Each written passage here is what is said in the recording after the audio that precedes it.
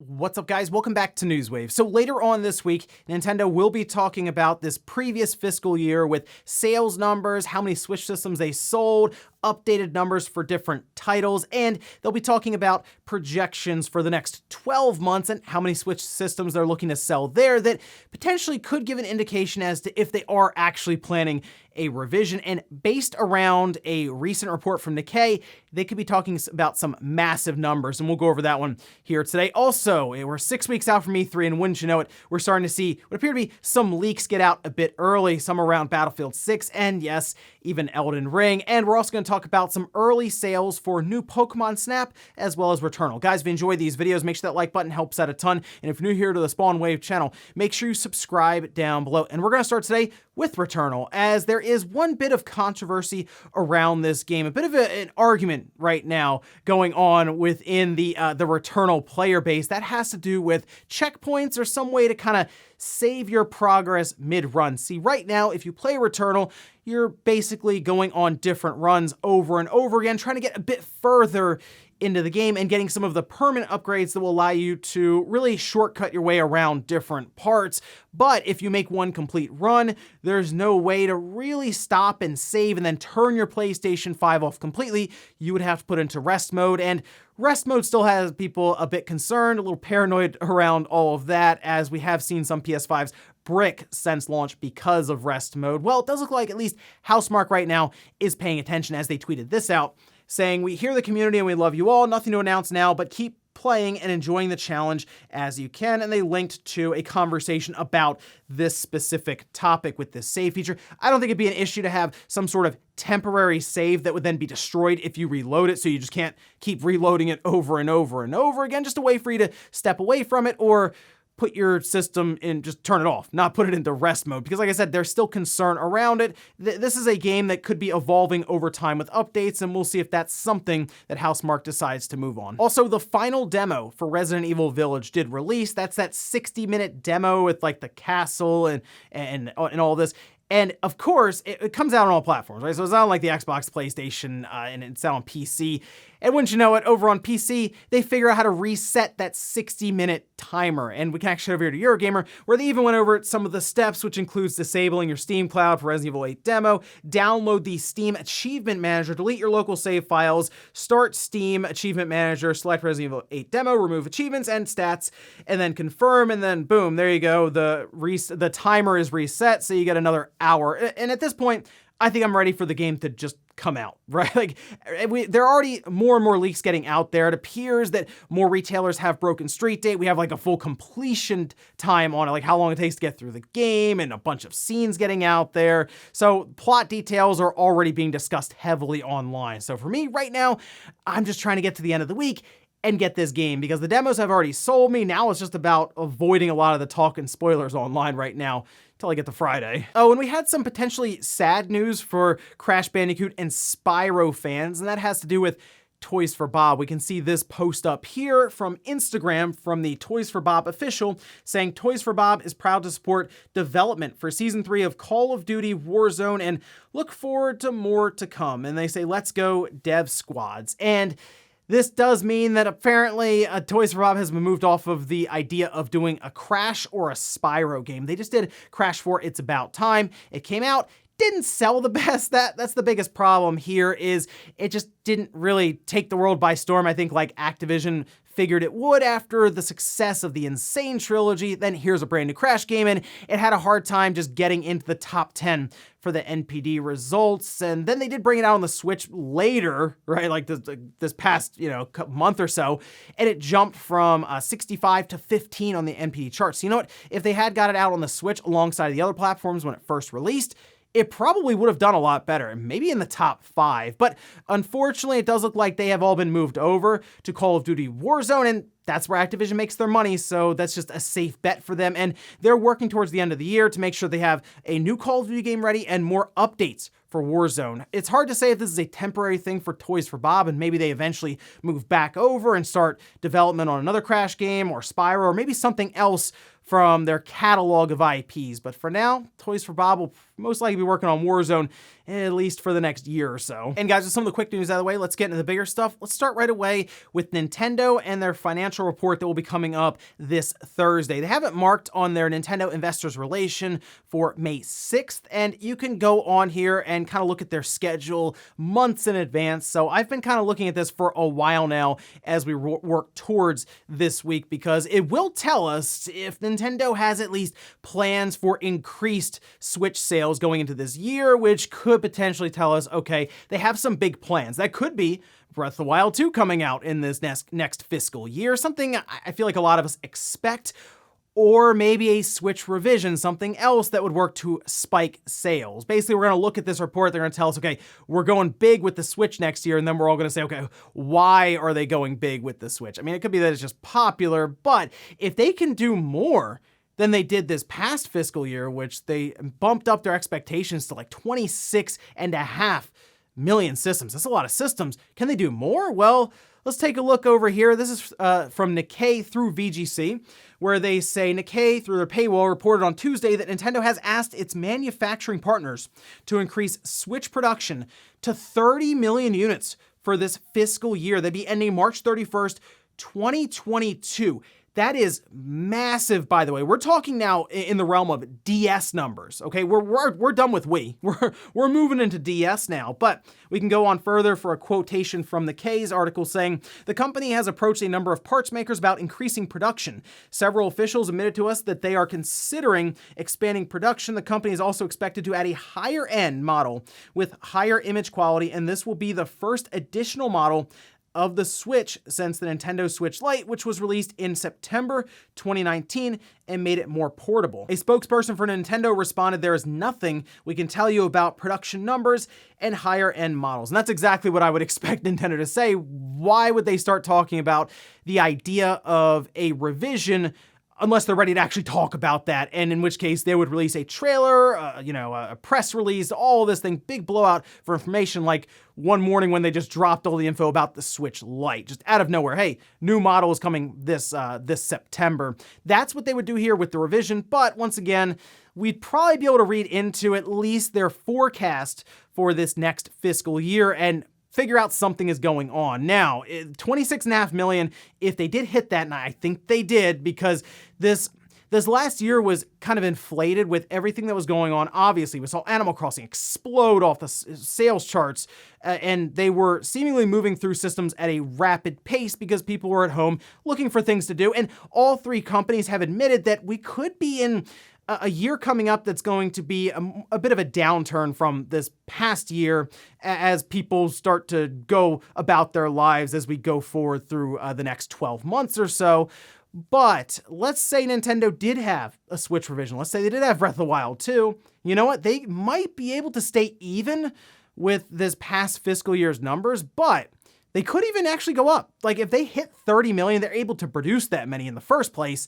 I feel like they would sell all of them, and then all of a sudden, we're talking about a system that would easily be past 100 million units by the end of Christmas. We'd be talking like 110 million. Now, looking at the Nikkei article, they do seem to be kind of pointing towards that Bloomberg article as well. However, they are talking apparently to people familiar with the matter. So that could be production, people doing ordering, behind the scenes, manufacturing, all of this. So it's not, I don't think it's still yet a confirmation that a revision is happening. But wow, we have Nikkei, Bloomberg, and a couple of others really talking about this thing. So it does feel like Nintendo is ramping something up here, and now we're into May. Most likely, if they're going to get this thing out for the holidays, they would start production in June or July, and as we saw with the Switch Lite, which did leak out early, remember that picture of the turquoise Switch Lite? It had like the rainbow kind of on it to block something out, which could have been identifying numbers. That leaked out early from the factory, so I would assume if the Switch Pro goes into manufacturing, that would happen there as well. So we'll look out for that. But the biggest thing will be looking to Nintendo this Thursday to see what they have to report. And it'll be interesting to see how all of their other games have moved up with their evergreen titles. And naturally, the big Switch number. How many units have they now sold through the end of March, especially with Monster Hunter Rise there right at the end to help spike those sales. We'll find out this Thursday and I'll keep you guys up to date. Next up, let's talk about a couple of leaks that appear to have gotten out a bit early as we are working towards E3. It tends to happen every year, but we'll start with Battlefield 6. And what I'll do is I'll just show you guys the PC Gamer website. And oh, wait, look, there's the images that leaked. Well, I mean, they're the ones who posted up. I'm just showing you guys their website, right? But we can see it does look like Battlefield 6, based on some of these fairly blurry, low resolution images, is working towards a more modern day Battlefield. Doesn't look to be something that would be set in like history, which I mean is good. I don't know if this is going to be like anything like a Bad Company, nothing like that. It legitimately could just be called Battlefield 6, and I kind of expect that. But looking at what we have here, it's gonna be hard to judge things like the visuals, graphics, any of that, just because they're not great images when it comes to quality. But I mean, it does show a pretty sprawling coastal landscape in the second image, and the first image does show just kind of flying around in a fighter jet there. But I do like the idea of them going back to more modern times. There were rumors that it was gonna be set like 10 years from now, and a lot of current weapons and all this would be used in the game. But Battlefield has mostly been about like massive battles, and it sounds like that's what they're going to push here on these next-gen systems that are now current gen with the PS5 and the Xbox Series X. So I expect a very large map with a ton of people running around in it. So exciting stuff there. I like the idea of going back to modern times, like I said, and I guess we're looking towards a reveal for this one from EA themselves, maybe even ahead of E3. They might do some sort of trailer drop just to get people kind of excited and hyped up for it, and then say, hey, tune into EA Play. We're gonna do that like a week before E3, because EA's not necessarily always been at E3. They've been alongside of it with their own event, and I kind of expect that same thing here. Now, the other leak has to do with Elden Ring, and this is an interesting one because the footage that got out there is like 6 seconds, and it's obviously from a trailer that we haven't seen yet because it's new footage, but it's legitimately 6 seconds. There's not like a ton of stuff being shown here, but people really want to know what's going on with Elden Ring, and it's kind of become like the meme online now, like when is it finally going to be shown again? But it does legitimately seem that they have been heavily affected in terms of development with the work at home and all the COVID stuff that's been going on. So much so now that we can see this from Tweaktown, where they say Elden Ring may be delayed further. From Software parent company warns Epic RPG Elden Ring may be delayed even further, as From Software parent company warns investors about COVID-19 uncertainties. They did post this net sales and operating profit forecast by business segment up, and what they're essentially showing here is a drop down in terms of their overall earnings and revenue that's expected in fiscal year 2022. Certainly something they would not be expecting if they had Elden Ring coming out by March 2022. So unfortunately, based on what they're telling investors, it doesn't look like Elden Ring is going to be set or scheduled, or is at least set in stone to be coming out before then. But it doesn't necessarily mean they can't show Elden Ring at E3, because let's say they do get it out by April or May, that would still fall out of this fiscal year, but before the next E3. So they may still want to show it here just to get the marketing push ready and get people excited for the release. It's just they really got hit hard with development issues around COVID and work at home, and we keep seeing leaks here and there about it. So I do hope they get their chance to really show everything they want to on their terms before ultimately like actual gameplay at high quality and like a big trailer just leaks out online ahead of time. Next up, let's talk about Microsoft Xbox and the revenue split that they have with developers on that console, because what we've seen so far is like Epic Games with the Epic Game Store. Remember, they dropped that down to 12%. It's 12% for the store, 88% for the developer, whereas if you go to Steam, it's kind of a strange staggered thing where it starts 70-30 and then it goes to like 25 and then 20 based on how many copies of the game you sell through Steam. Whereas with PlayStation, Nintendo, and the Xbox through Microsoft, it's just 70-30. The Windows Store is going to an 88-12 split, and it looks like, at least based on some documents that were submitted in with that Apple versus Epic Games case going on right now, Microsoft was potentially thinking about doing the same thing to the Xbox. It's actually going to an 88-12 split. We can see this over at The Verge,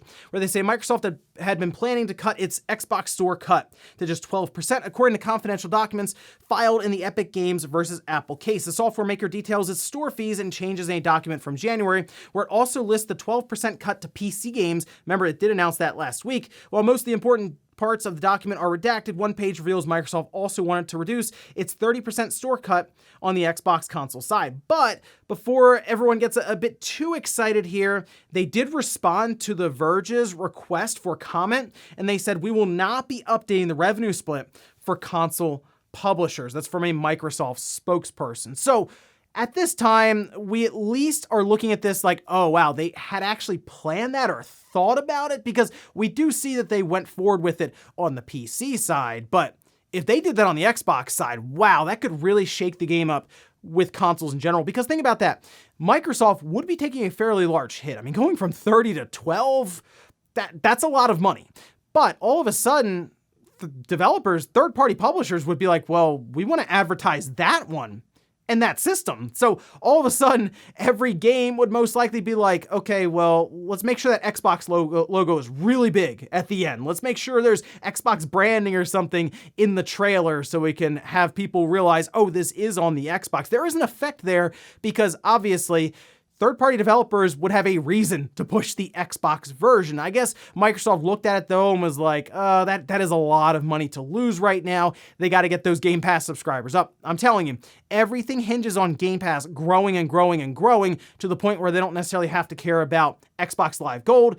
Maybe even that 30% fee that they have for developers, they can drop that down some, which would put some pressure on Nintendo and Sony on their side. It would certainly, like I said, shake things up on the console side of things, but at least for now, it looks like they're sticking with that 70-30 split, but something to think about for the future. And in our last bit of news, let's talk about the UK sales charts, because this does give us our first real look at new Pokemon Snap and Returnal when it comes to the sales charts, which we'll go over to right now, starting with the top 10. That's new Pokemon Snap as number 1, Returnal at 2. Remember, both of these games released on Friday, so they have about 2 days here in the books for tracking on these sales numbers. Then we have Super Mario 3D World plus Bowser's Fury, Mario Kart 8 Deluxe, Animal Crossing New Horizons. That means that 4 of the top 5 would be Nintendo Switch exclusive games. Then we have FIFA 21, Minecraft on the Switch, Grand Theft Auto 5, Ring Fit Adventure, and Call of Duty Black Ops Cold War. Just a reminder, these are all physical games that were tracked here. Out of the 2 new entries, we'll start with Returnal, which according to GamesIndustry.biz is actually tracking a bit below what's expected out of a AAA Sony PlayStation game, but as they point out, this is a PlayStation 5 exclusive game, and they're still facing some pretty serious supply constraints around the PS5 and just an overall lower install base than, say, if the game was cross-gen, and could take advantage of the PlayStation 4 built-in install base now there in the UK. But either way, it's also a different kind of game. Yes, I know it's a roguelike game, but there are a lot of people who are questioning the $70 price, which is another thing that makes it a little harder for it to sell, as well as some of those AAA PlayStation games. We'll have to see how Ratchet & Clank does at that price, which will probably be better considering there's just controversy around if Returnal's worth buying in the first place at that price. But going up to number 1, new Pokemon Snap actually sold 4 times better than Pokemon Snap did on the Nintendo 64 when it launched, which is not surprising at all considering the Switch is super popular. Significantly more Switch systems are out there now compared to the Nintendo 64, so I would hope that it would outsell Pokemon Snap on the 64 several times over. It looks like it has here, so that's good stuff there. I mean, really having these two in the first 2 slots is expected, and I figured new Pokemon Snap would take number 1 considering how popular Pokemon is right now. The cards, the merchandise, the games, everything around it makes sense that a new Pokemon game that comes out on an extremely popular system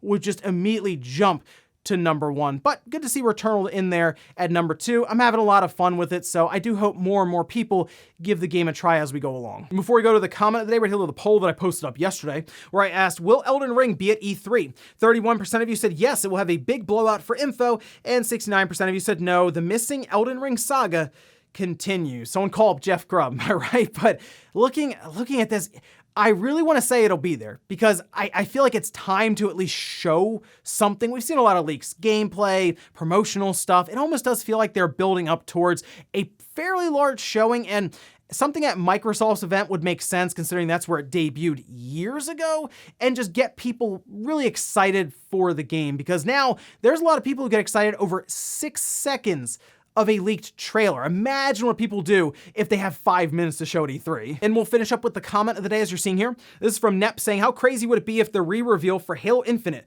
was in the exact same area that they showed us last year, just to show how far they came with improving the game. And on the second channel, Spawnwave Plus, I'm gonna be doing Road to E3, where I go through each company and kind of talk about what they could be doing at E3. So make sure you're subscribed for that one. And I was going through Microsoft and I thought about that for Halo Infinite. I said, that is, I guess, the best way you could show that it's improved significantly is if we had something we could then compare it to, and that would be it. But I also feel like, well, maybe they have something more impressive they could show us. Maybe they've been spending quite a while thinking about that reveal and how much that really hurt the game. What if they were just like, no, we're going crazy here. We're gonna do some absolutely off-the-wall stuff with Master Chief for this reveal, to where you're just like, you can't believe what you're seeing, with some massive effects, big set pieces. I kind of feel like I'd rather them do that, but I wouldn't be opposed to them saying, look how much better this looks. You can actually put it side by side and compare it. A lot of channels would also do that, so maybe that is the way to go. And ladies and gentlemen, that's gonna do it here for Newswave. If you enjoyed this video, guys, hit that like button, really helps out. If not, hit the dislike. Leave comments down below about everything we talked about here today. Whether it's Nintendo's big week coming up around their financial reports for this past fiscal year, or what they are forecasting over this next fiscal year. I think you could give us any insight into any big releases, whether it's software or maybe even hardware. And then also, what do you think about Elden Ring specifically? It's like the big talk right now online as more and more leaks seem to happen. Do you think we're finally gonna see more about it at E3? Thanks guys for watching, and I'll see you next time.